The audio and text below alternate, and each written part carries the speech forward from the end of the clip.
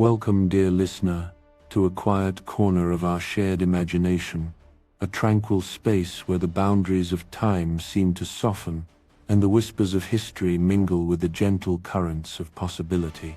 Tonight we invite you to embark on a unique journey, one that will not demand your energetic attention, but rather will cradle your mind in a narrative woven with threads of mystery and wonder. As you settle into your most comfortable position, allowing the day's concerns to gently recede, let these curious tales of alleged time travel unfold around you, like soft mists on a still evening.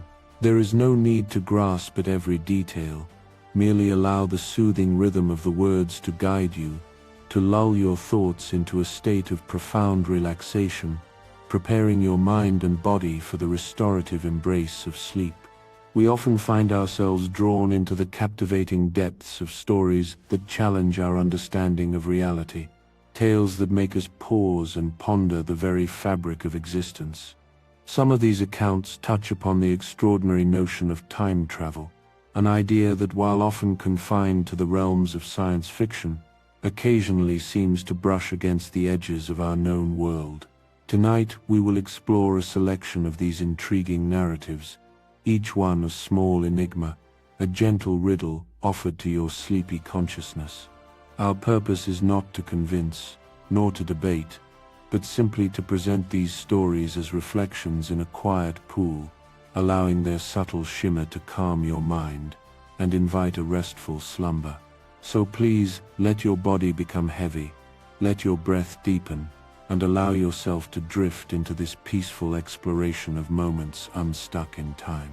Our journey begins, perhaps, in the quiet, historic streets of Kiev in the year 2006. Imagine the bustling city, yet within its vibrant rhythm, a subtle anomaly began to manifest. A man was observed wandering somewhat aimlessly, a figure slightly out of sync with his surroundings. His appearance at first glance was unusual.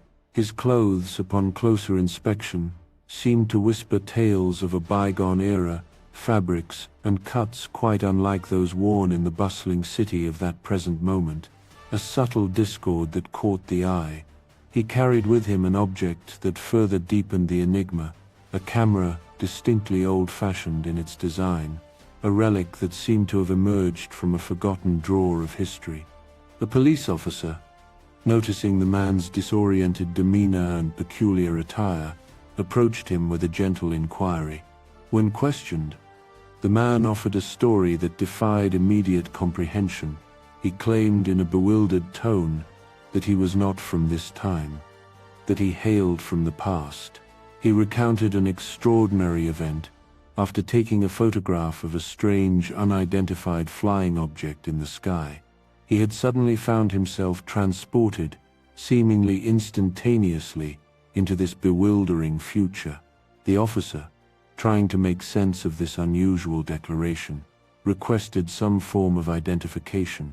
The man produced an ID card, a document that further perplexed the situation, for it bore the markings of an era that had passed more than 50 years prior, an official identity issued by the Soviet Union, a political entity that no longer existed.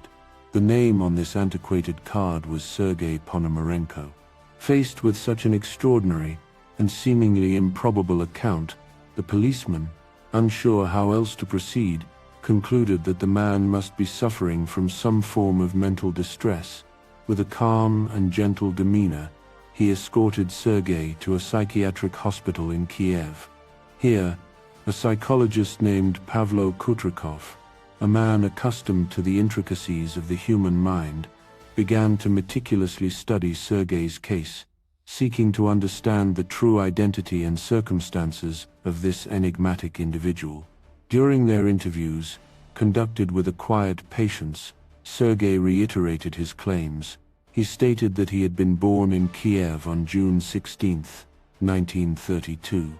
He asserted that he was 25 years old, an age that, remarkably, matched his youthful appearance, even though by the calendar of 2006, he should technically have been in his early 70s. When pressed gently about his inexplicable arrival in the year 2006, Sergei calmly recounted his walk, a routine stroll that had taken an unimaginable turn. He had noticed a strange object, peculiar and captivating, moving across the sky. Instilled with a sudden urge, he had raised his old-fashioned camera, capturing an image of this aerial marvel. It was at precisely that moment, he explained, that the fabric of his reality had shifted, and he had found himself displaced, flung forward into this unfamiliar modern world. To further investigate the puzzling details of Sergei's story, his antique camera was carefully entrusted to a photography expert named Vadim Posner. Upon examining the device, Posner was met with another layer of intrigue. The film loaded within the camera was of a type that had ceased production decades ago, in the 1970s. Yet, remarkably, both the camera itself and the vintage film appeared to be in pristine, almost brand new condition, as if untouched by the passage of time. When the film was meticulously developed, the images it yielded were as remarkable as Sergei's tale. They depicted the city of Kiev, but not the Kiev of 2006.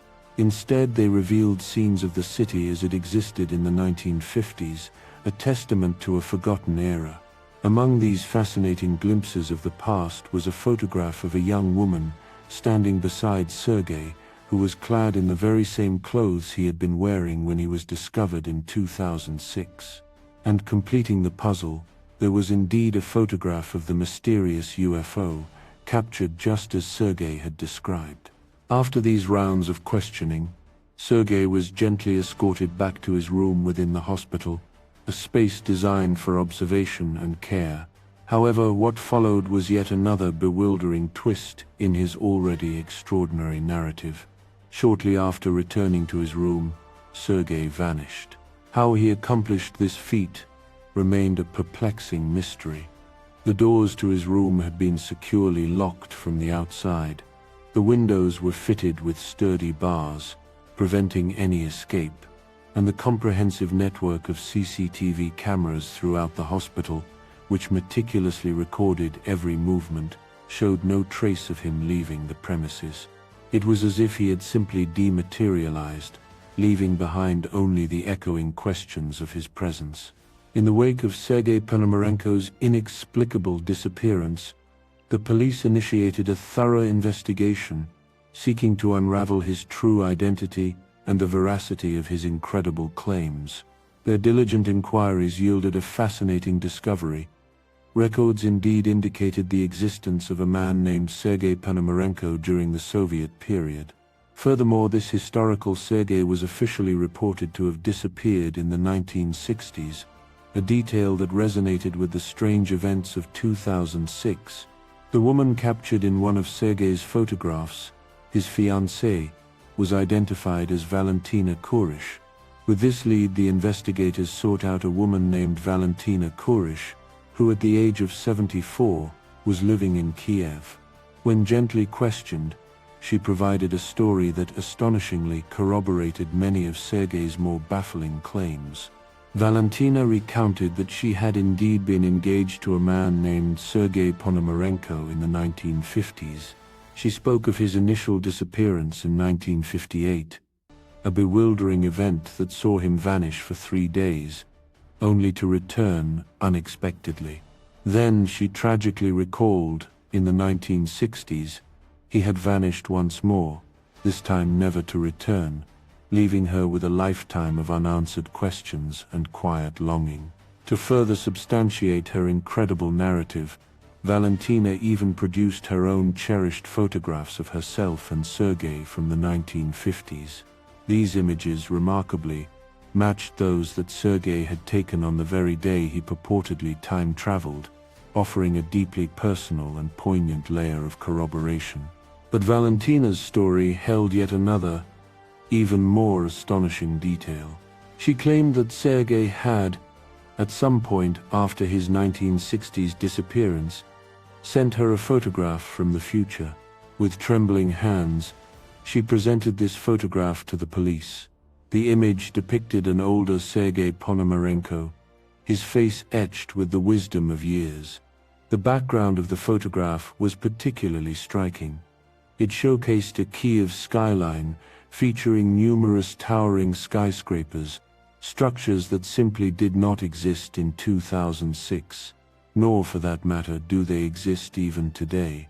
The photo itself bore a date, 2050, on its reverse.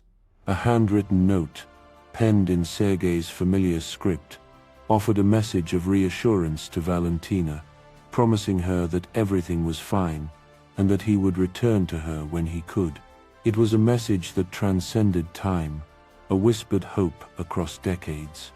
Naturally, such an extraordinary piece of evidence prompted rigorous examination. Photo experts were brought in to meticulously analyze these images. Their conclusions, while perhaps deflating to the more romantic notions of time travel, were presented with the same calm professionalism. They determined that the photographs, including the iconic 2050 Kiev skyline image, were indeed fabrications, carefully constructed fakes. Allegedly, since his mysterious disappearance from the hospital, no one has heard from or seen Sergei Ponomarenko again. For many years, this compelling case has been quietly studied and discussed, sparking a myriad of theories.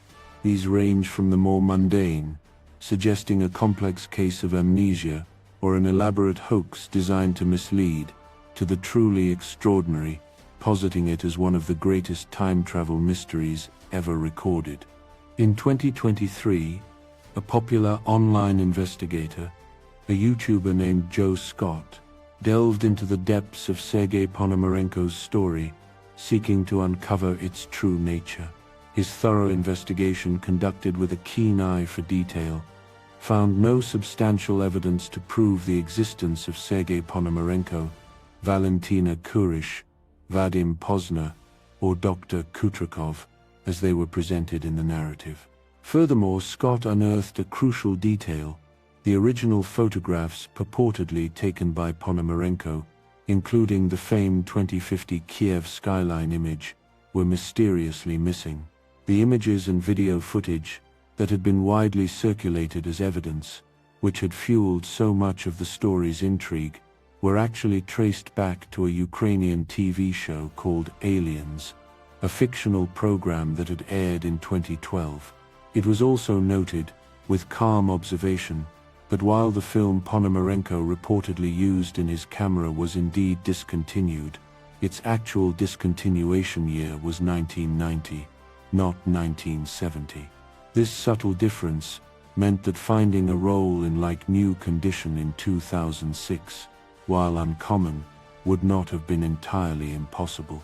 Despite these meticulous efforts to unravel the enigma, despite the case being to many seemingly debunked, the story of Sergei Ponomarenko continues to float through the digital realm, widely featured on social media platforms, a testament to the human fascination with the unexplained. It remains a quiet whisper in the collective consciousness, prompting many to ponder its ultimate truth, or its gentle illusion. Let us now allow that particular mystery to settle, and turn our attention to another intriguing fragment from the tapestry of time, a story that unfolds almost 2 centuries prior.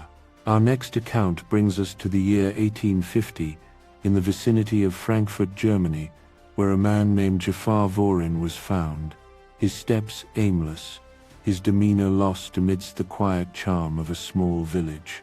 He attempted to communicate, speaking in fragmented German, words that seemed to struggle to form a cohesive narrative. When gently questioned by the burgomaster, the village mayor, Vorin presented an even more perplexing claim.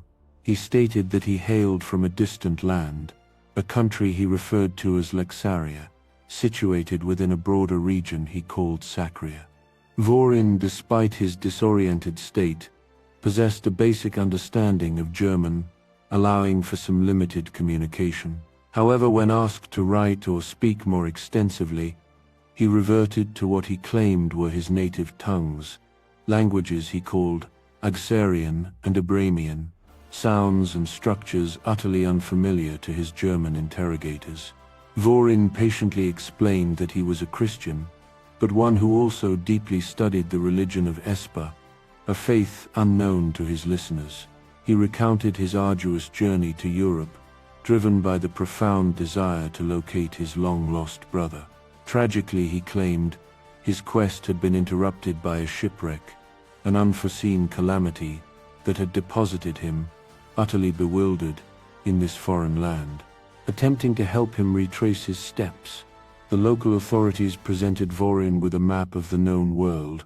Yet as his gaze swept across the familiar contours of continents and oceans, he was unable to pinpoint his origin, unable to trace any route that would lead him back to his homeland. He calmly asserted that his home in Lexaria lay many hundreds of miles from Europe, separated by vast, uncharted oceans. In his descriptions, Vorin further elaborated on the geography of his world, mentioning that Sacria was but one of 5 distinct sections of the Earth, a cosmic tapestry that also included lands he named Aflal, Asla, Asla, and Upla. These names, like his languages, resonated with an unfamiliar antiquity, adding layers to his already extraordinary claims. It's worth noting that Vorin's case was not the first instance of an individual appearing from an unknown land, or claiming such an origin. The most renowned of these enigmatic figures, a story we shall softly explore a little later, is of the Todd Man. However, Jafar Vorin's account may very well be one of the earliest documented cases of its kind, a silent precursor to the mysteries that would follow. His story first came to light through the writings of John Timms, who meticulously documented it in his 1852 book, Yearbook of Facts in Science and Art. At the time of its publication, Timms' work was lauded for its dedication to accuracy, lending a quiet credibility to the perplexing account of Jafar Vorin.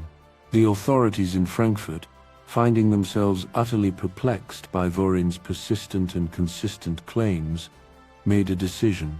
They resolved to send him to Berlin, the intellectual heart of Germany, where he was purportedly to be studied by scientists, minds capable of grappling with such an unprecedented enigma.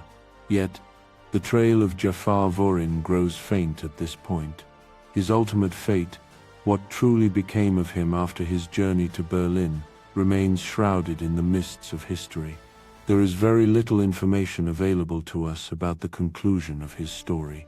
We are left only with the quiet echoes of his strange arrival, a gentle reminder that sometimes the past holds secrets we may never fully uncover.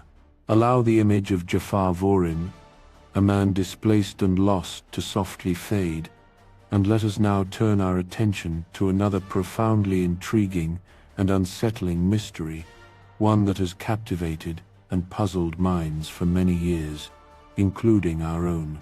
This is the enduring enigma of the Todd Man. The story began in a summer month, July of 1954, under the bustling canopy of Tokyo Airport in Japan. A man arrived, his appearance unremarkable, seemingly of Western European descent. Everything about his initial presentation appeared perfectly normal, blending into the quiet hum of international travel. However, as the airport officials began their routine checks, a subtle ripple of suspicion emerged. His passport, a document usually a clear declaration of identity and origin, bore the stamp of a country they had never encountered. A quick, diligent check confirmed their initial bewilderment. No such country existed on any map, nor in any diplomatic record known to them. The man was, quite naturally, questioned. With a calm but firm insistence, officials asked him to indicate the location of his country on a world map. He confidently pointed, his finger landing squarely on the Principality of Andorra, nestled in the Pyrenees Mountains between France and Spain. Yet, as he did so, his calm demeanor gave way to a mixture of anger and profound confusion. He had never heard of Andorra, he vehemently declared, and could not comprehend why his beloved homeland of Todd was not prominently displayed on the map before him. His conviction, his genuine distress at the absence of his country, only deepened the mystery for the bewildered customs officials. Faced with such an extraordinary and unwavering claim, and unable to resolve the immediate puzzle, the customs officials made a decision. They escorted the man to a nearby hotel, where he was given a room, not as a guest, but as a person of interest under careful observation. Officials were placed to guard his room, ensuring his presence while they continued their urgent investigation into his claims. The plan was to delve deeper, to seek some rational explanation for his inexplicable passport and his unwavering belief in a non-existent nation. However, when they returned to his room, prepared for further questioning, they were met with another astonishing and inexplicable twist. The tawed man had vanished, without a trace. Despite the guards, despite the locked room, he was simply gone, and he was never seen again. The initial reports of this astonishing incident, the curious case of the tarred man, first appeared in print in Colin Wilson's book, The Directory of Possibilities. At the time, Wilson's account was largely accepted as a genuine and truthful recounting of events, feeding the public's fascination with the strange and the unexplained. 16 years later, the story resurfaced in Tom Slemon's book, Strange But True, Mysterious and Bizarre People, where the incident was once again recounted. However, Slemon's retelling provided no additional verifiable information or new details about the occurrence. This lack of fresh data, this absence of further corroboration, began to raise quiet suspicions among some readers, suggesting that perhaps the mystery was, in fact, a captivating product of the author's imagination rather than a documented factual event. Similar to some of the other tales we gently explore tonight, there are several intriguing explanations that arise when one contemplates the tarred man. It is possible, one might muse, that this enigmatic individual had indeed traveled from a past era, a time when the region now known as Andorra bore the name Tarred, a name that subsequently faded from common parlance or official maps, leaving him utterly bewildered by its absence. Alternatively, one could consider the possibility that he had journeyed from a distant future, a future where the familiar geography of our present day had been subtly, or perhaps dramatically, altered, and the name Tarred had become the established identifier for the very region we now call Andorra. Or of course there is always the most grounded explanation, the gentle whisper of skepticism that suggests the entire captivating narrative might simply be a well-crafted hoax, a compelling urban legend meticulously designed and popularized by an author, perhaps Colin Wilson himself, purely for the quiet enjoyment and entertainment of his readers. The true nature of the tarred man remains, like so many of these stories, an exquisite unsolved riddle, a quiet contemplation for your resting mind. Let us now shift our focus to an account that for many resonates with a slightly greater degree of believability, or at the very least involves witnesses whose earnestness lends a compelling weight to their extraordinary experiences. This is the fascinating and somewhat ethereal case of Moberly and Jourdain. Our story unfolds in the year 1901, a time of quiet elegance and burgeoning discovery, as two English ladies, Charlotte Ann Moberly and Eleanor Jourdain, embarked upon a sightseeing trip to the enchanting city of Paris. Their itinerary, like that of many cultured travelers, included a visit to the illustrious Palace of Versailles, a grand testament to bygone royalty. From the magnificent palace, they decided to venture further towards the Petit Tourien, a smaller, more intimate chateau, a delicate retreat that King Louis XIV had once bestowed upon his young queen Marie Antoinette. As they made their way towards the Petit Tourien, a subtle shift in their experience began to occur. The familiar paths and signposts seemed to blur, and they found themselves disoriented, lost within the sprawling grounds. It was then, amidst their momentary confusion, that they began to witness phenomena that appeared distinctly out of place, subtly askew from their understanding of the present moment. Charlotte, with a quiet sense of bewilderment, observed a woman gently shaking a white cloth from the window of a building, a domestic scene that felt oddly anachronistic. Eleanor, on the other hand, encountered a deserted farmhouse, its silence profound, with an old rustic plough resting idly beside it, an image that seemed to have drifted in from a forgotten era. Their journey continued, and the strange occurrences mounted. They observed men dressed in attire that was distinctly unusual, fashions that belonged to a different age, a quiet sartorial discord. They passed a small cottage where two figures stood, so motionless and still that they resembled waxworks more than living human beings, their gazes perhaps fixed on a past that Moberly and Jourdain were unknowingly traversing. As they walked deeper into this perplexing landscape, an oppressive atmosphere began to descend upon them, a palpable sense of unease that subtly dampened their spirits.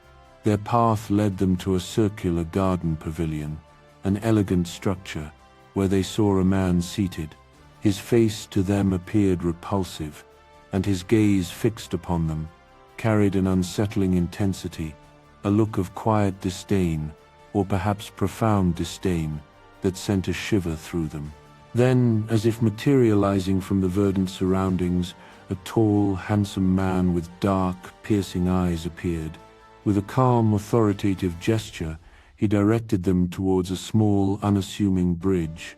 It was here at this quiet crossing that Charlotte experienced perhaps the most captivating vision of all.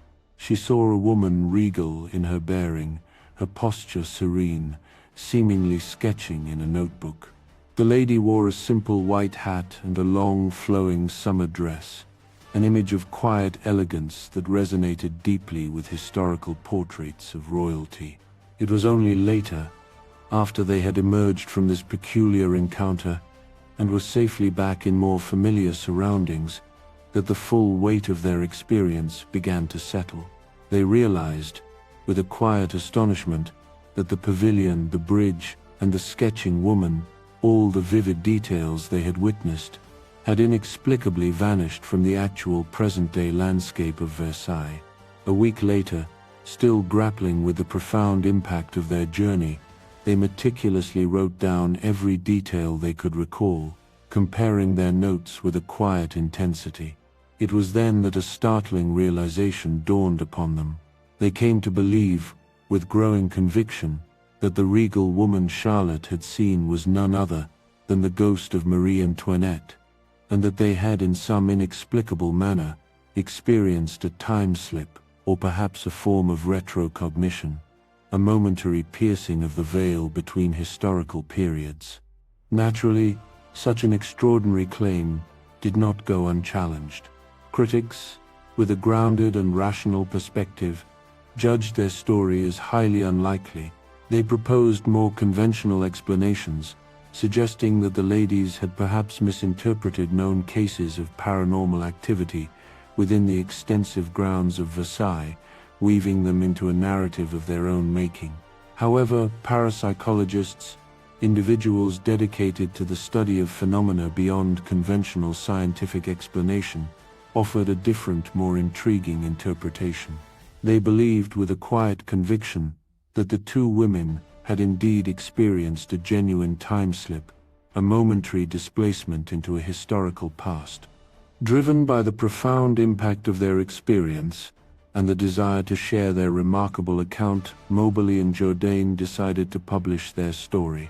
In 1911, under the pseudonyms Elizabeth Morrison and Frances Lamont, they released a book titled An Adventure. Within its pages, they meticulously described, in rich and compelling detail, every aspect of what they had experienced. The two women steadfastly maintained the authenticity of their incredible journey until their dying days, never wavering in their conviction. Their true identities and the full extent of their personal experience. Throughout his online presence, Tito maintained a consistent and elaborate narrative. He claimed to be an American soldier, originating from the year 2036, his base of operations located in Tampa, Florida. His mission, he explained, was a critical one, fraught with the complexities of temporal mechanics. He asserted that he had been dispatched back in time, specifically to the year 1975, with the imperative objective of retrieving an IBM 5100 computer.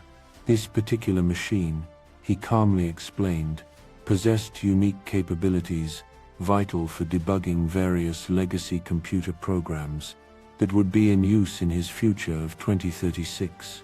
Programs that were essential to preventing a looming Y2K-like crisis for future systems. Tito further elaborated on his selection for this extraordinary mission, stating that he had been chosen due to a personal connection. His grandfather, he revealed, had been intimately involved in the original assembly and programming of the very IBM 5100 he was tasked to retrieve. His journey, however, was not a direct leap from 2036 to 1975. Tito shared that he had made a deliberate stopover in the year 2000.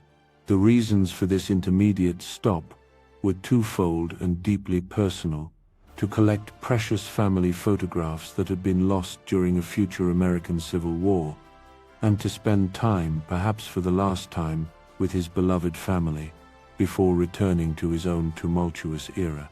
Beyond his personal mission, Tito also offered solemn warnings, speaking of potential future threats. He cautioned his online audience about the spread of a variant of Creutzfeldt-Jakob disease, a grave concern for the future, drawing parallels to mad cow disease, and most chillingly, he spoke of the very real possibility of an impending civil war within the United States, a conflict that would profoundly reshape the nation. When gently questioned about the perennial mystery of UFOs, Tito responded with a quiet honesty. He stated that in his time, in 2036, these enigmatic aerial phenomena remained largely unexplained. He offered an intriguing hypothesis, suggesting that UFOs and their presumed extraterrestrial occupants might, in fact, also be time travelers, but from a much more distant future than his own, possessing vastly superior temporal machines and technologies. On several occasions, Tito provided detailed descriptions of his time machine, explaining its operational principles and components with a calm, almost academic precision. He revealed that his device, a temporal displacement unit, was installed with a subtle elegance in the rear of a 1966 Chevrolet Corvette convertible, a classic vehicle chosen perhaps for its understated utility. As his posts continued, many online observers began to interpret his vivid descriptions of future events as predictions. They meticulously compared these pronouncements with actual historical occurrences that have unfolded since Tito's final post in 2001, seeking to find corroboration in the passage of real time. Among his more prominent predictions, Tito foresaw a devastating civil war in the United States, which he claimed would commence in 2005 and escalate into full-blown armed conflict by 2008. This internal struggle, he suggested, would ultimately conclude in 2015, only to be followed by a brief but intensely violent World War III, an event he chillingly referred to as N-Day. He did not offer exhaustive details regarding the precise causes of this global conflict, but he gently indicated that escalating border clashes and the immense pressures of overpopulation would contribute significantly to the outbreak of hostilities. He also quietly pointed to the contemporary Arab-Israeli conflict, not as a direct cause of the war, but rather as a significant milestone that would precede its onset, a harbinger of the greater turmoil to come. In the years since John Tito's digital presence faded, numerous investigations have been undertaken, seeking to uncover his true identity, or to determine if such a person ever genuinely existed beyond the realm of online forums. To date, these diligent efforts have failed to definitively resolve the enigma. While some of his predictions, upon quiet reflection, bear a passing resemblance to certain events that have indeed transpired, they are not, in their precise details, entirely accurate. The curious case of John Tito, therefore, has never been truly solved. Although many have come to believe it was an elaborate hoax, a cleverly constructed narrative designed to entertain and provoke thought, the undeniable truth is that we simply do not know. It remains a fascinating fragment in the modern mythology of time travel, a story that continues to invite gentle contemplation on the nature of reality and possibility. Let us now gently transition to another captivating anecdote, one that touches upon the intriguing allure of wealth and the speculative whisper of future knowledge. This is the story of Andrew Carlson, a tale that unfolded in the spring of 2003 amidst the ceaseless ebb and flow of the stock market. In March of that year, Andrew Carlson, a man whose origins would soon become shrouded in mystery, made a modest investment of $800 in the tumultuous world of stocks. What followed was nothing short of astonishing. Within a mere 2 weeks, Carlson, with an uncanny foresight, managed to parlay his initial investment into an astounding sum of over $350 million. Such a meteoric and improbable rise in fortune, achieved in such a remarkably short period, naturally raised the suspicions of financial authorities, leading them to suspect insider trading, a clear violation of market regulations. As a direct consequence of his extraordinary financial success, Carlson was taken into custody for questioning, a calm but firm interrogation designed to unravel the source of his seemingly impossible prescience. It was during this period of intense scrutiny that Carlson delivered his astonishing claim. With a quiet composure, he declared that he was not an ordinary investor, nor a perpetrator of illicit trading. Instead, he asserted that he was a traveler from a far-off future, specifically from the year 2256. This, he explained, was the sole reason behind his wise and impossibly profitable investments. He possessed knowledge of future market trends, a secret weapon in the cutthroat world of finance. Despite the outlandish nature of his claims, Carlson remained in jail for a month, awaiting trial, his story continuing to baffle investigators. However, his legal situation took another surprising turn. He was eventually released on bail, a staggering sum of $1 million. Yet, with his newfound freedom, Carlson did not linger. Following his release, he disappeared without a trace, melting away from public view, leaving behind only the echoing questions of his brief, lucrative presence. Intriguingly, amidst the disbelief and skepticism surrounding his claims, one particular detail of Andrew Carlson's testimony stood out. During his questioning, he had accurately predicted the precise date of the impending U.S. invasion of Iraq. While this could, of course, be dismissed as a remarkably lucky guess, a mere coincidence in the grand scheme of things, it offered a fleeting glimpse of unsettling prescience. Furthermore, other subtle pieces of evidence seemed to quietly support Carlson's extraordinary assertion of time travel. There were, for instance, no official records of his existence prior to December 2002, a period that, strikingly, aligned with his claim of having arrived from the future.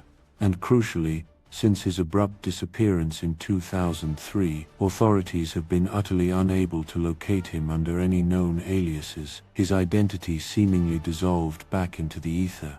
One might ponder, with a gentle sense of wonder, whether Carlson truly did return to his own time, perhaps realizing that his audacious investment plan had veered off course, drawing far too much unwanted attention.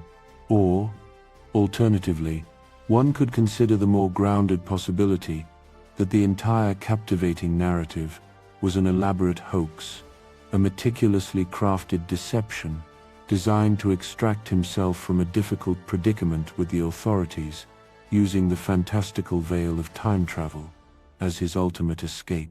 The story of Andrew Carlson remains, much like the gentle whisper of the wind, an unresolved query, leaving us to quietly contemplate the blurred lines between extraordinary coincidence, clever deception, and the tantalizing possibility of journeys beyond our present understanding. As the quiet hum of financial markets fades, let us drift our thoughts towards an ancient tomb, a place where the stillness of centuries normally resides. This brings us to the intriguing discovery in the case of Si Qingum. In the year 2008, a peculiar finding in southern China captured the attention of several news outlets, sending a ripple of quiet wonder across the globe. Local archaeologists meticulously and respectfully unsealing a 400-year-old tomb, dating back to the illustrious Ming dynasty, made a discovery that defied immediate explanation. As they gently worked within the undisturbed confines of the tomb, their eyes fell upon a small ring-like object resting on the dusty floor. Upon closer investigation, their puzzlement deepened. It was a tiny gold watch, remarkably preserved, and upon its miniature face clearly legible were the delicate letters spelling out the word Swiss. The anomaly was immediately apparent. A quiet dissonance across the centuries. The Ming dynasty, a period of rich history and cultural flourishing, had concluded its reign in 1644. Switzerland, the very nation whose name adorned the tiny timepiece, was not formally founded until 2 centuries after the Ming dynasty had ended. The profound chronological gap presented an immediate and perplexing riddle. How could a watch originating from a country that did not yet exist, a timepiece of distinctly modern manufacture, possibly find its way into an ancient tomb sealed for 400 years? The discovery, quite naturally, ignited a flurry of speculation, a gentle murmur of theories trying to bridge this immense temporal divide. Some pondered the intriguing possibility that a time traveler, perhaps one with a quiet knowledge of future events and inventions, had inadvertently dropped the watch during a clandestine visit to the past. This subtle act, a momentary lapse, could have left this anachronistic artifact behind, a silent testament to their journey. Another theory, more grounded in human activity, suggested that tomb raiders might have been responsible, having somehow infiltrated the ancient resting place and left the item behind. However, this particular theory was quickly dismissed, for upon careful inspection, there were no discernible signs of thievery. No damage to the tomb, no forced entry, no disturbed earth to suggest any intrusion. The tomb remained, to all appearances, undisturbed, its ancient seal perfectly intact. And so the quiet question lingers: how did a tiny gold Swiss watch, bearing the mark of a future nation, come to rest upon the floor of a 400-year-old Ming dynasty tomb? It remains an exquisite enigma, a small, shining object that quietly challenges our understanding of linear time, prompting a gentle pause for contemplation. What do you make of this one, dear listener? It is indeed peculiar, a subtle whisper from a reality we may not yet fully comprehend. As we allow that quiet paradox to settle, let us now venture onto a more open road, a path less traveled, where the familiar landscape might just give way to something entirely unexpected. This brings us to the intriguing and somewhat unsettling story of the future roadside restaurant, an account from 1972 that speaks of a fleeting glimpse into a different time. The protagonists of this tale were 4 female college students, young women embarking on a journey along Highway 56 in the American Southwest, a stretch of road whispered to be haunted by unseen presences. They had just attended a lively rodeo in Nevada, and were now on their way back to the comfortable familiarity of their dorm. Their journey seemed routine enough. They took a northbound exit, a familiar turn that was meant to lead them directly to Southern Utah University. However, as they navigated this seemingly ordinary road, a sudden and perplexing transformation occurred. The familiar asphalt beneath their tires unexpectedly gave way to a stark white pavement, a surface utterly alien to the road they expected. Even more disquieting, this strange new road abruptly terminated at the base of a sheer rock wall, a massive geological feature that, just moments before, had not been there at all. Disoriented and thoroughly bewildered by this inexplicable alteration of their surroundings, they cautiously turned their car around, attempting to retrace their steps. As they did so, the landscape around them continued its unsettling metamorphosis. The familiar fields and forests they had just passed were gone, replaced by an entirely new and alien environment, a tableau that simply did not exist a few minutes earlier. Feeling lost and unnerved by these profound and inexplicable changes, they decided to pull over at a roadside diner, a beacon of apparent normalcy in their rapidly disorienting journey, hoping to ask for directions and re-establish their bearings. However, as one of the girls slowly rolled down her window, intending to speak to a person who was just exiting the restaurant, an abrupt and terrified scream escaped her lips. "Go!" she shrieked at the driver, her voice laced with an urgent primal fear. Responding instinctively, the driver accelerated, pulling away from the bizarre diner. As they sped off, they claimed that they were suddenly pursued by futuristic trikes, strange three-wheeled vehicles that seemed to belong to a world far removed from their own. The pursuit, however, was mercifully brief. After a short, heart-pounding chase, the fabric of reality seemed to snap back into place. They found themselves, as abruptly as they had left it, back on the correct and familiar road, the strange white pavement and the menacing trikes vanishing as if they had been but a shared hallucination. Later, the girl who had seen the person leaving the diner, the one who had screamed, recounted her chilling observation. She claimed that the individual she had glimpsed appeared distinctly inhuman, their features unsettlingly alien. This detail, combined with the other inexplicable occurrences, led the students to a profound and unsettling conclusion. For a brief, bewildering moment, they believed they had somehow inexplicably traveled to a far distant future. The experience, though fleeting, left an indelible mark, a quiet question echoing in their minds about the delicate boundaries of time. What are we to make of this one, dear listener? A collective delusion, or a genuine, albeit terrifying, glimpse of what is yet to come? Let the quiet mystery of the future roadside restaurant gently guide your thoughts towards peaceful oblivion. Now, let us turn our attention to an older, more poignant tale, one that unfolded in the bustling heart of a great city, a quiet tragedy that sparked a lasting enigma. This is the super interesting case of Rudolf Fentz. In the year 1950, amidst the vibrant, ceaseless motion of Times Square in New York City, a man was spotted. His presence immediately drew curious glances, for his attire was markedly out of sync with the fashion of the mid-20th century. He was dressed in clothing styles that distinctly belonged to the 1870s, an anachronistic figure walking through a world that had moved on. Sadly, this disoriented man, seemingly bewildered by his surroundings, stepped inadvertently into the path of a speeding automobile and was tragically killed. Upon his death, investigations naturally commenced to identify the man.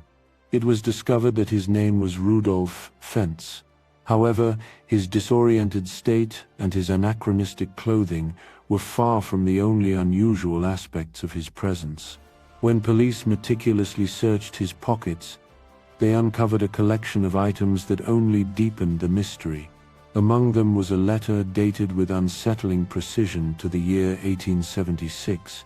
There was also a metal coin, an unfamiliar currency that, according to its inscription, could be exchanged for a beer at a tavern that was now utterly unknown and presumably long defunct.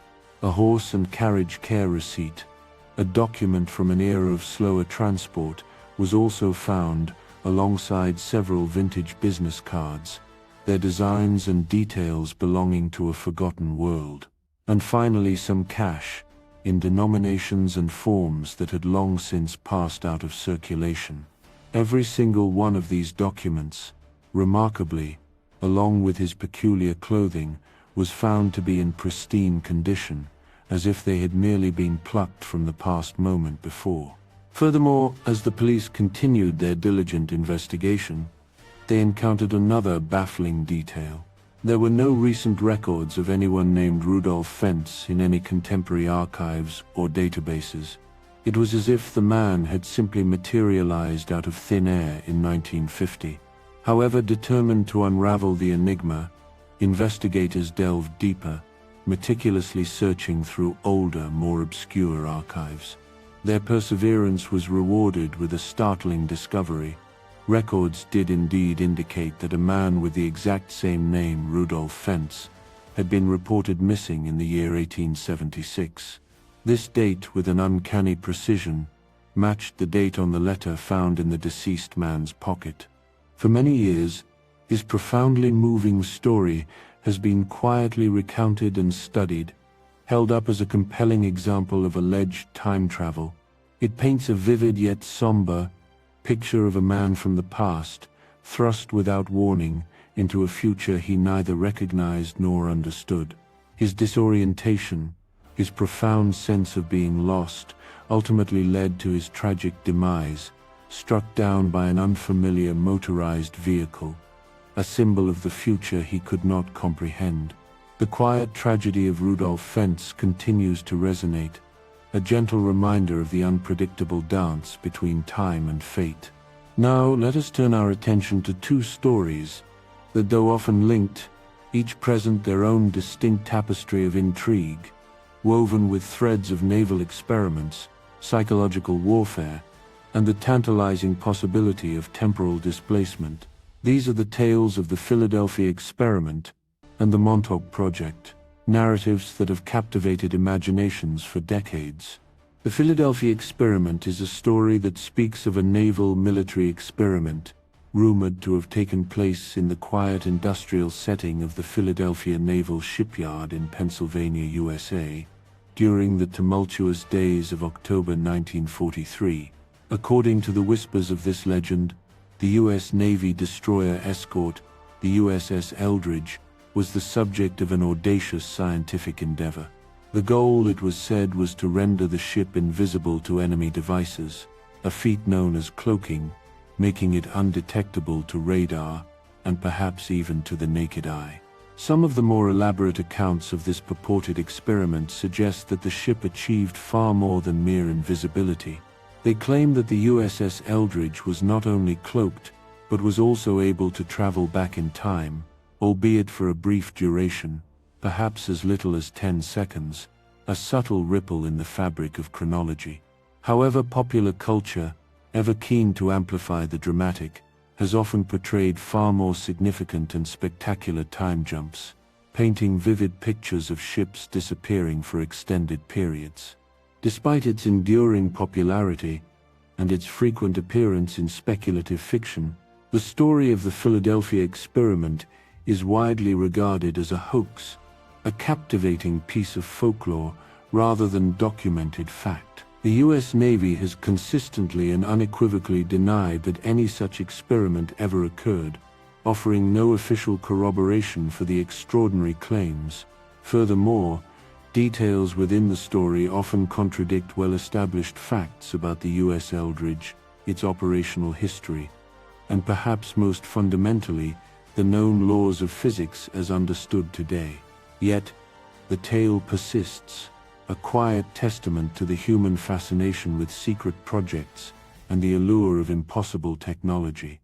Linked in many narratives, the Montauk Project is another alleged secret undertaking, said to have been conducted at a secluded location known as Camp Hero, or the Montauk Air Force Station, situated on the remote eastern tip of Long Island in New York.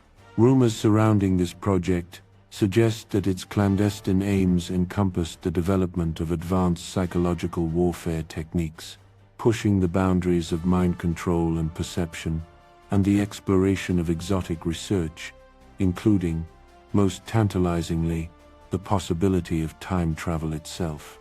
Whispers about the Montauk Project began to circulate in the early 1980s, weaving their way through the fringes of conspiracy theories and unexplained phenomena. According to the observations of UFO researcher Jacques Vallée, the compelling stories surrounding the Montauk Experiment appear to have originated primarily from the dubious and often conflicting accounts of two individuals, Preston Nichols and Al Bielek. Both men claim to have recovered repressed memories of their direct involvement in the project, memories that surfaced in fragments and revelations. Nichols, in particular, added a darker, more unsettling layer to the narrative, suggesting that he was periodically abducted against his will, forced to continue his participation in the covert experiments. Nichols, collaborating with Peter Moon, went on to write a series of books known as the Montauk Project series, which further fueled speculation and public fascination with the purported contents and achievements of the project. For those unfamiliar with the specific intricacies of the Montauk Project, its influence can be quietly observed in broader popular culture. For instance, the immensely popular Netflix television series Stranger Things draws significant inspiration from these very rumors and legends, weaving elements of secret government experiments, psychic powers, and veiled portals into its compelling narrative. Indeed, the series begins with an incredible scene that visually echoes the dramatic and mysterious portrayals of the Philadelphia experiment, subtly acknowledging its legendary roots. These stories, whether factual or purely imaginative, continue to hold a quiet, captivating power, inviting us to ponder the depths of human ambition and the boundless reaches of scientific inquiry, real or imagined. As the echoes of secret experiments fade, let us now shift our focus to something seemingly innocuous, an object familiar to our everyday lives, yet, in these stories, appearing in profoundly unexpected contexts. We begin with the quiet observation of an iPhone in an 1860 painting. According to various reports circulating online, a number of observant viewers have claimed to spot an intriguing anachronism within a painting titled The Expected One, created in the year 1860. Similarly, another intriguing photographic anomaly arose in 1943, this time concerning what some believe to be a mobile device. In November 2018, Stuart Humphreys, a talented multimedia artist, uploaded a black and white photograph from 1943 onto Twitter, sharing a quiet glimpse into the past. The image featured a group of vacationers enjoying a peaceful day on Tawan Beach in Yuki, Cornwall, a scenic coastal region within the United Kingdom. Almost immediately, observant viewers with their modern sensibilities began to point out a curious detail. They noted, with a gentle sense of wonder, that one man in the photograph appeared to be holding an object to his ear, an item that, to their eyes, bore an uncanny resemblance to an anachronistic mobile device, perhaps even a phone. The tweet, along with its intriguing implication, quickly gained traction, spreading softly across the internet. Various news outlets picked up on the story, and it soon achieved global coverage, appearing in quiet reports from places as diverse as Russia, Iran, Taiwan, Hungary, China, and Vietnam. The image became a silent digital traveler, sparking conversations across continents about the elusive nature of time. However, Stuart Humphreys himself, the very person who had shared the photograph, gently dismissed the burgeoning time travel theories. He calmly suggested that the man in the photo was in all likelihood simply engaged in the mundane act of rolling a cigarette, the small, thin object held to his ear being a common everyday item rather than a futuristic communication device. What do you think of that gentle explanation? Does it soothe the curiosity, or does the faint whisper of possibility still linger in your mind, a quiet question mark floating in the photograph's frame? Let us now shift our gaze to another vintage photograph, one that for a time captivated the online world with its peculiar subject, the so-called time-traveling hipster from 1941. This intriguing image was captured during the celebratory reopening of the South Fork Bridge in Goldbridge, British Columbia, a moment of quiet local history. Some individuals browsing the internet, with a keen eye for the unusual, began to make claims about this particular picture, asserting that it depicted a time traveler. Their convictions stemmed from several observations. The man in question, they noted, appeared to be wearing clothing and sunglasses that to their modern perception seemed distinctly contemporary, strikingly similar to fashions of the present day.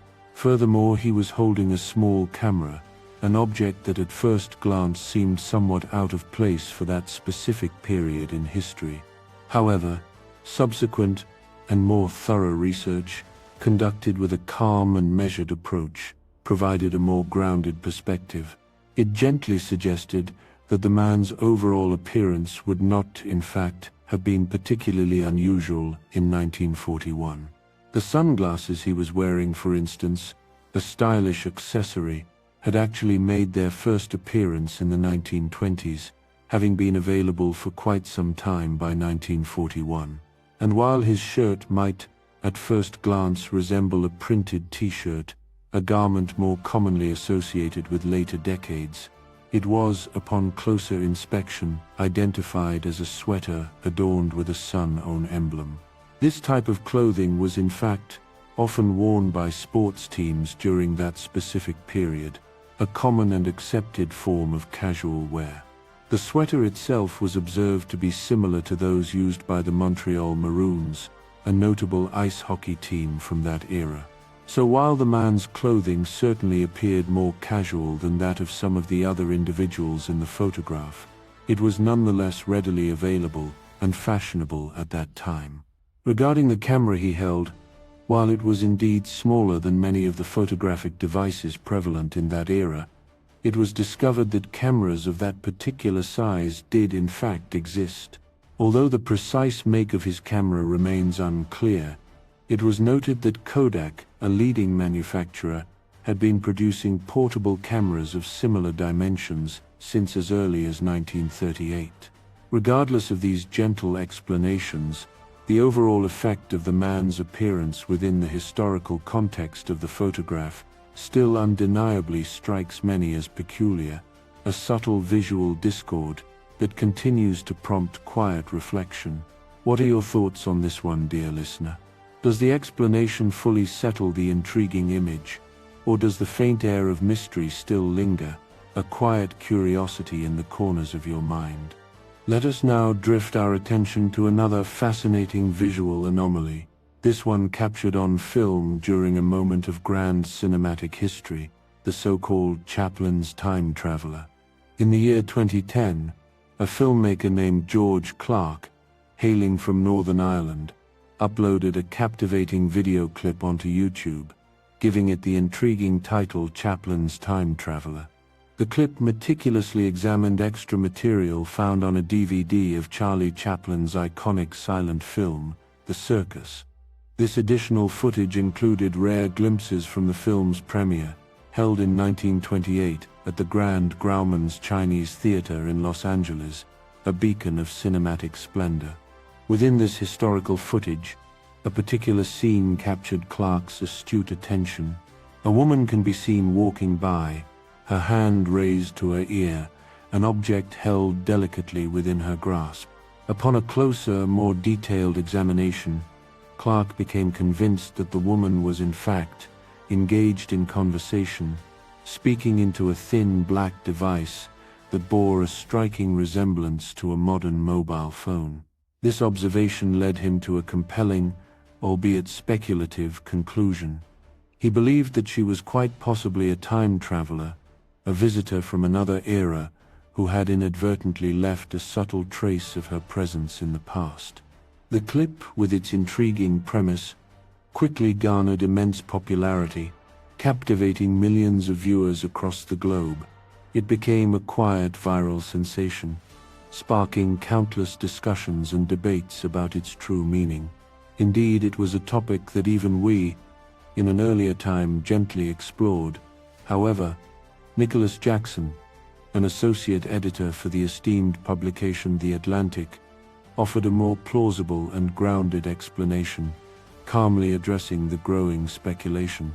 He suggested that the most logical and reasonable interpretation of the woman's actions was that she was simply using a portable hearing aid. This technology, though still in its nascent stages, was just beginning to be developed and gain limited use around the time the footage was captured. The small, dark device held to her ear would have been entirely consistent with the early designs of such auditory assistants. What do you make of this fascinating clip, dear listener?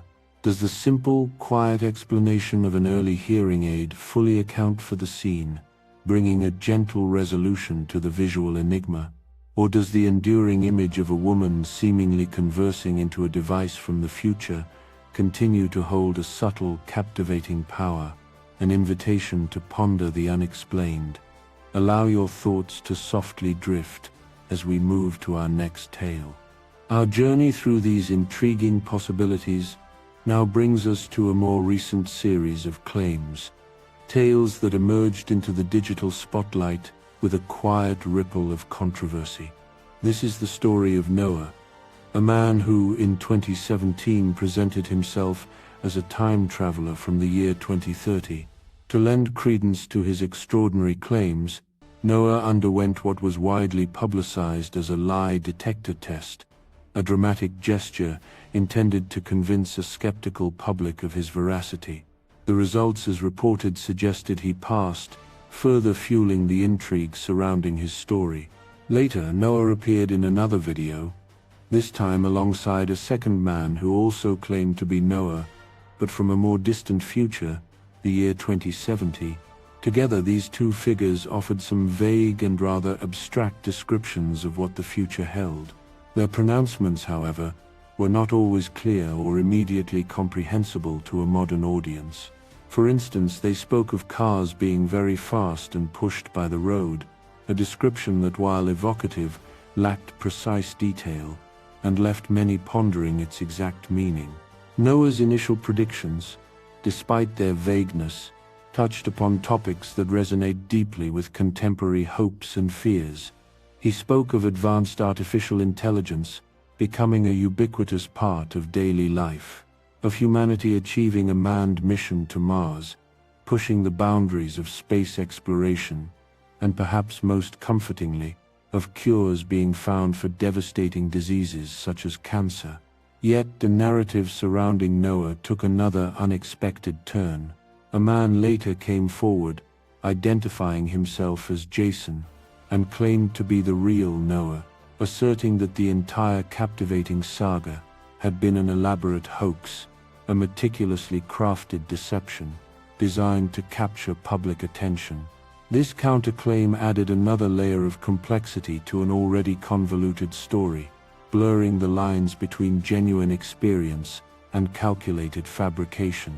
Following this, we encounter the curious case of Edward, another individual who, in 2018, made an equally audacious claim.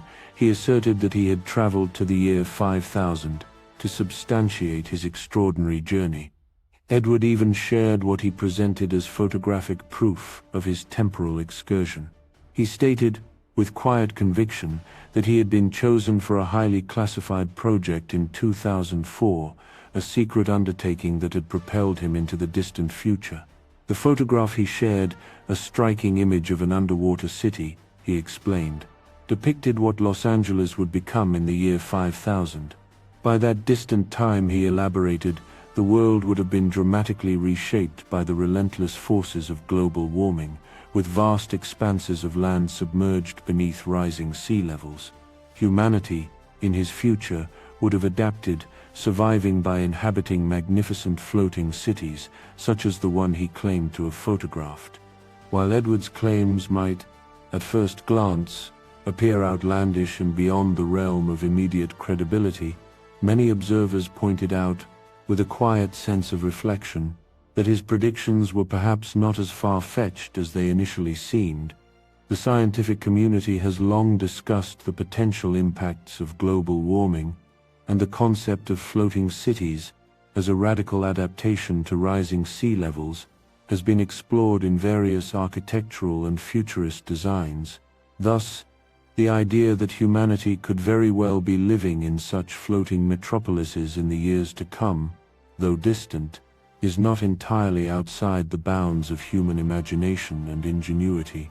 Both Noah and Edward's stories, whether ultimately true or products of vivid storytelling, continue to tap into our collective fascination with the future, leaving us to quietly ponder the paths humanity might take, and the secrets that time may yet reveal.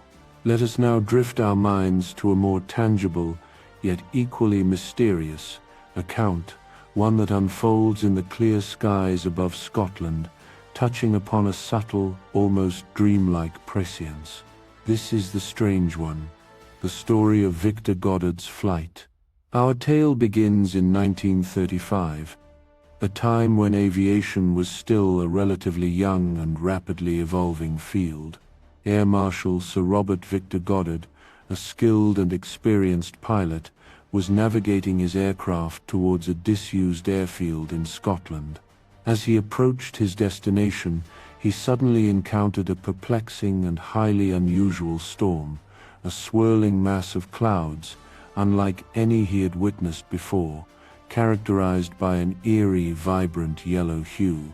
Responding to the strange atmospheric conditions, Goddard descended, seeking to regain a clearer view of the airfield below. However, as he broke through the unusual cloud cover, he was met with a scene that defied immediate explanation. The airfield, which he knew to be disused, appeared to be anything but abandoned.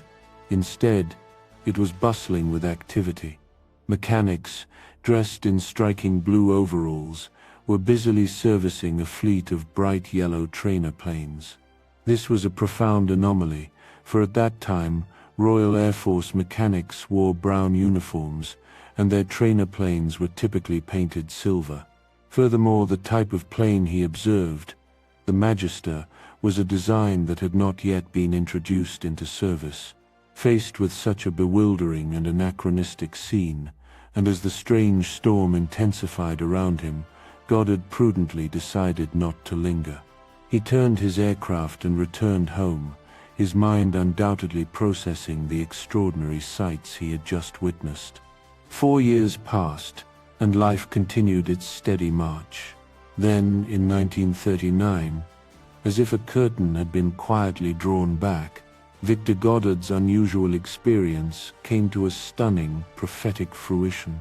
The Royal Air Force, in a new directive, officially changed the uniform color for its mechanics from the familiar brown to a distinct shade of blue.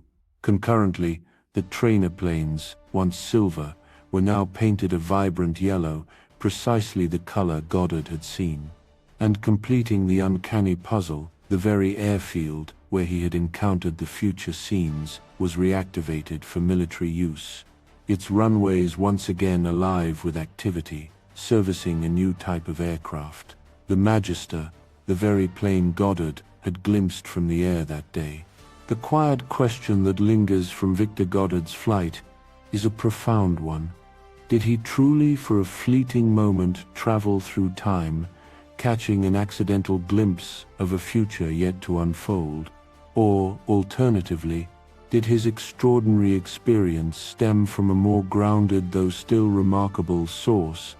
Did he, by some unforeseen circumstance, simply stumble across highly classified information, perhaps a covert future plan, manifesting it as a premonitory vision?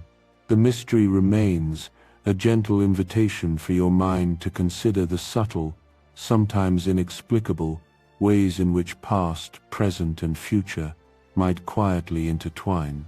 Let us now journey to another compelling account, one that speaks of a profound personal encounter across the temporal divide, unfolding in the quiet domesticity of a Swedish home. This is the intriguing story of the Swedish time traveler, Håkan Nordqvist.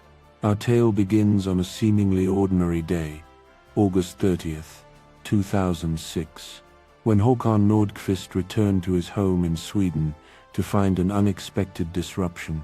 His kitchen was flooded with water. Assuming it was merely a simple leak, a common household nuisance, he calmly crawled under the kitchen sink, intending to locate and fix the problem himself. However, as he maneuvered within the confined space, he noticed something utterly inexplicable beneath the sink, where only pipes and cabinetry should have been. There was an unmistakable tunnel, a dark, narrow passage leading into an unknown void. Driven by an inexplicable urge, a quiet curiosity overriding any immediate fear, Nordqvist cautiously crawled through this unexpected tunnel, inching his way forward into the darkness, until he reached its distant end. When he finally emerged, blinking into the light, he was met with a scene that shattered his understanding of reality. He realized, with a profound and disorienting certainty, that he had somehow inexplicably time-traveled. The world around him was familiar, yet subtly altered, confirming his arrival in the future, specifically to the year 2042. To his utter astonishment, and perhaps a touch of quiet disbelief, he encountered a figure within this future environment, his own 72-year-old self.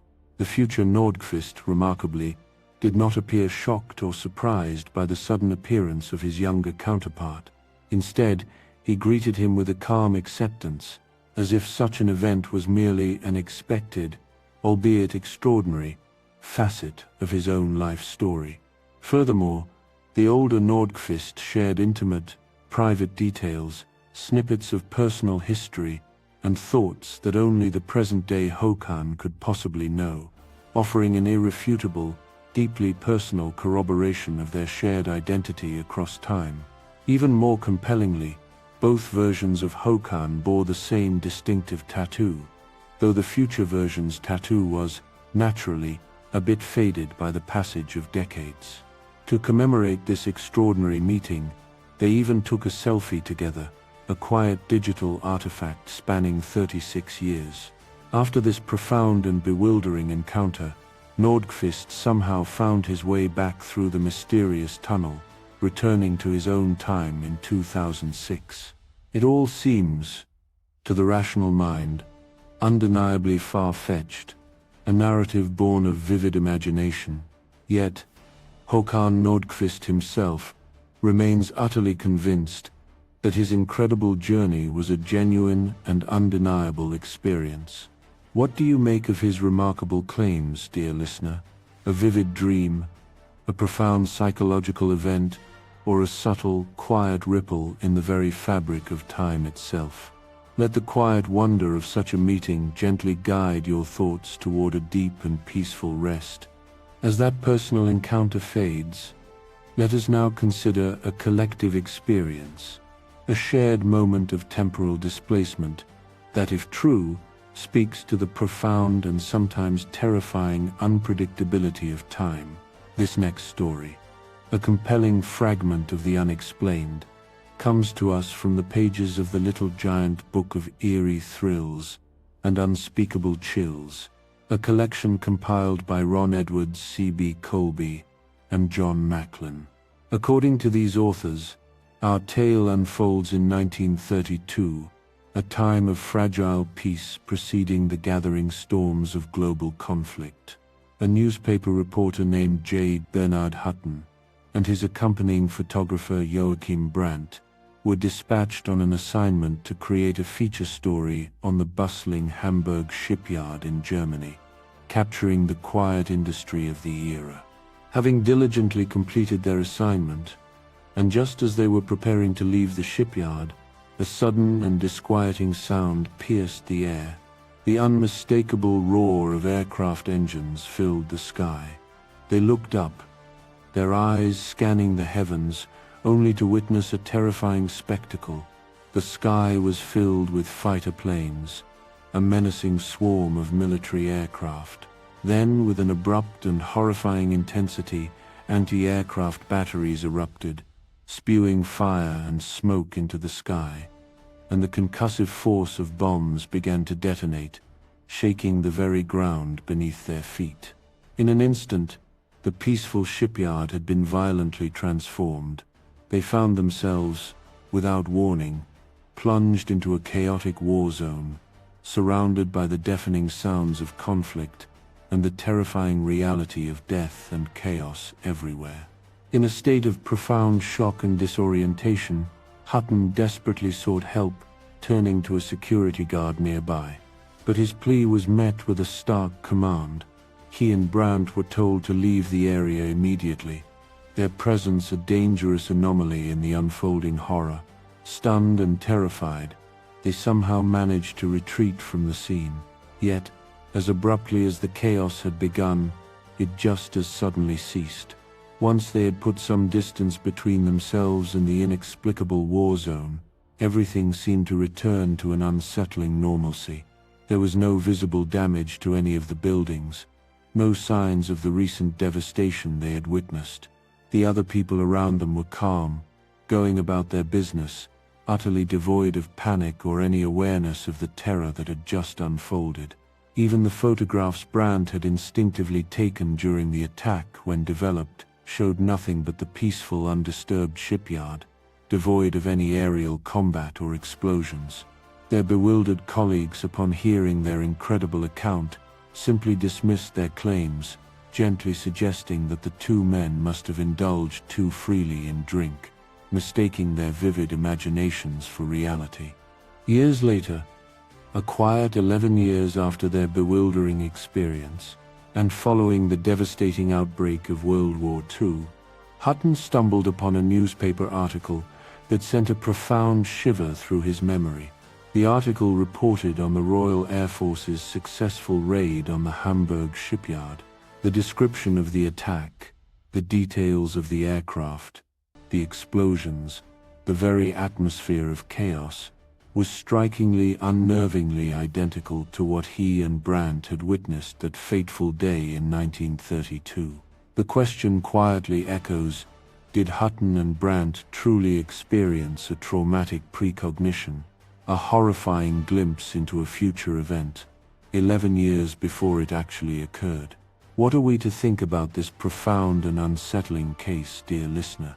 A shared hallucination, or a chilling, silent testament to the fluid and enigmatic nature of time itself? Let your mind calmly consider this as you drift towards slumber. Our journey through temporal anomalies now brings us to a more grounded, yet equally perplexing, encounter on a quiet American highway. This is the intriguing account detailed in Ken Mo's 1988 article for Strange magazine, titled Time Traveler, describing an incident that occurred in 1969. The story focuses on two men, Elsie and his business associate Bob, who were driving along Highway 167 towards Lafayette, Louisiana, having just finished a leisurely lunch in Abbeville. It was the 20th of October, around 1:30 p.m., a perfectly ordinary afternoon, when their routine drive took an unexpected turn. Ahead of them, they observed an old turtleback car, a distinct model from an earlier era, moving at an incredibly slow speed. The car itself was in pristine mint condition, as if it had just rolled off the factory floor. However, what immediately struck them as odd was the large, brightly orange license-plated bore, clearly displaying the year 1940. This was particularly perplexing, as antique cars were generally not permitted on that highway, unless they were part of a ceremonial parade, which this clearly was not. Peering into the car as they approached, they saw a young woman dressed in vintage attire, complete with a stylish hat and a fur coat, fashions distinctly from the 1940s. A small child, bundled in a heavy coat and cap, sat beside her. As Elsie and Bob began to overtake the slow-moving vehicle, the woman inside appeared panicked. Her eyes darted frantically, looking back and forth, her distress palpable. Elsie, concerned, made a gesture, asking if she needed help. But the woman did not roll down her window, nor did she make eye contact, her gaze remaining fixed and troubled. Eventually she pulled her peculiar car over to the side of the road. However, when Elsie and Bob looked behind them, expecting to see the vintage vehicle, it had vanished. It was simply gone, leaving no trace. Shortly after this baffling disappearance, they witnessed another equally strange event unfold before their eyes. A new car, gleaming and modern, passed an older vehicle, again moving at an exceptionally slow speed. As soon as the new car pulled over in front of the older one, it too, inexplicably, vanished into thin air. The driver of the older car, a third witness to these bizarre occurrences, immediately stopped his vehicle. The three men, Elsie, Bob, and this new witness, exchanged phone numbers and addresses, united by their shared bewilderment. They collectively decided not to report the incidents to the police, perhaps fearing their story would be met with disbelief. The third man, offering a quieter, more somber interpretation, suggested that what they had witnessed might in fact be related to a missing person case, an individual somehow caught between moments. The incident left all three men with a profound and unsettling question. Was the woman in the vintage car truly a time traveler, an individual from the past who had somehow stumbled forward into their present, or perhaps someone trapped in a temporal limbo, a state between two eras? The truth, like so many of these quiet, mysterious stories, is likely something we will never definitively know, leaving us with only the lingering echoes of possibility and wonder. Finally, we arrive at a more contemporary and perhaps more humorous theory, one that has quietly woven itself into the fabric of modern celebrity culture. The notion of Elon Musk being a time traveler. Many individuals within the bustling tech industry have expressed a quiet, often awestruck, admiration for Elon Musk's remarkable ability to innovate, to generate profit, and to push the boundaries of futuristic technology. His relentless drive and his visionary ideas often seem to place him several steps, or even decades, ahead of conventional thinking. In 2017, Dick Costolo, the former CEO of Twitter, made a particularly witty and telling comment on CNBC regarding Musk's astonishing efficiency.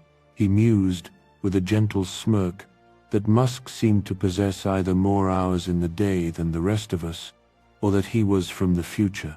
While Costolo's remark was clearly intended as a light-hearted joke, a humorous acknowledgement of Musk's unparalleled productivity and foresight, some people have, perhaps with a quiet twinkle in their eye, taken the notion seriously. Given Musk's consistent trajectory, his seemingly uncanny